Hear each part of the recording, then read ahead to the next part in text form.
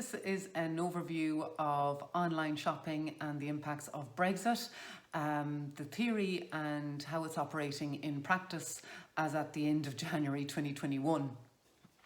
Just go through, I think it'd be useful just to go through the rules now that the UK have left our lovely free trade EU bubble. So we need to think about now three things when we're dealing with a UK supplier. The first is customs, which is completely new.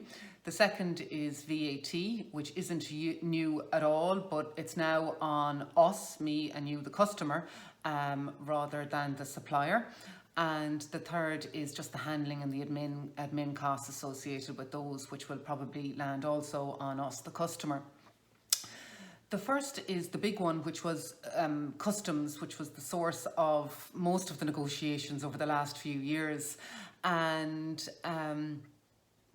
so generally anything coming into the EU needs customs clearance and has a customs tariff applied on it. So the good news for the UK is that in December's agreement, there was agreed to be a 0% tariff applied on goods manufactured in the UK.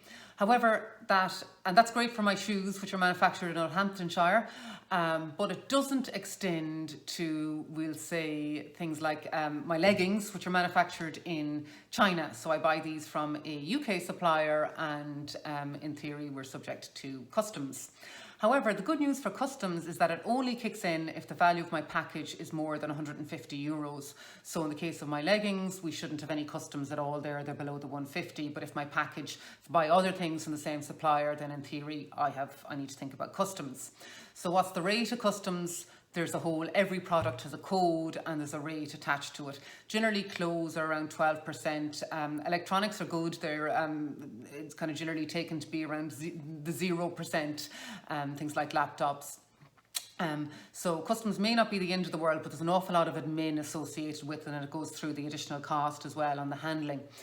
The next one is VAT, and I suppose just to note that before Brexit, last year, if I was dealing with a UK supplier, there would have been Irish VAT on my purchase. Now there's still Irish VAT on my purchase, but the UK supplier is no longer subject to UK VAT rules. So instead, I, as part of my import costs, bear the Irish VAT at that point. So that's where you often see people talking about the bills from the postman or whatever else. The majority of that is your 21% default Irish VAT on the product.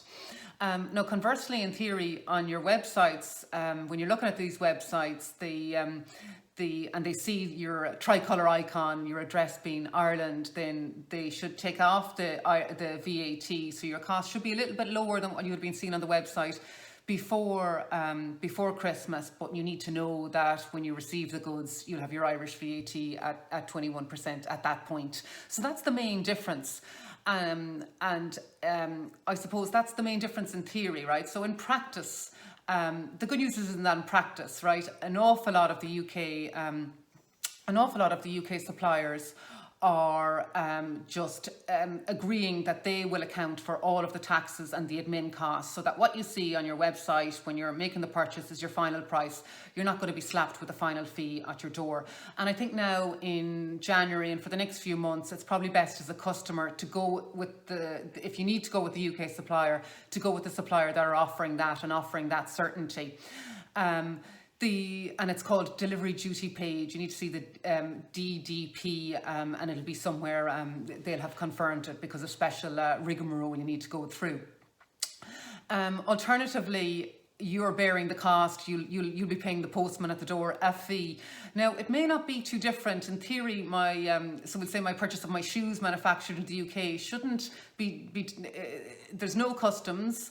My VAT should be the same, so it should be just a difference in a handling charge, but there's no guarantee of that amount, and there's a little bit of uncertainty there for the customer, and you need to have your wits about you just to make sure. Like, that's a very easy example. We all know, to know where the product was manufactured. And in the main, a lot of these things are manufactured in we'll say the East.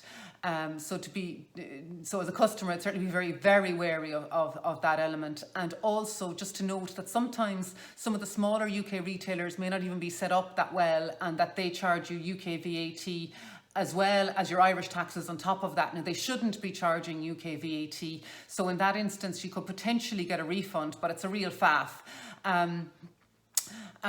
So I suppose that's broadly it. I just wanted to give a background to the taxes just so that you can understand them.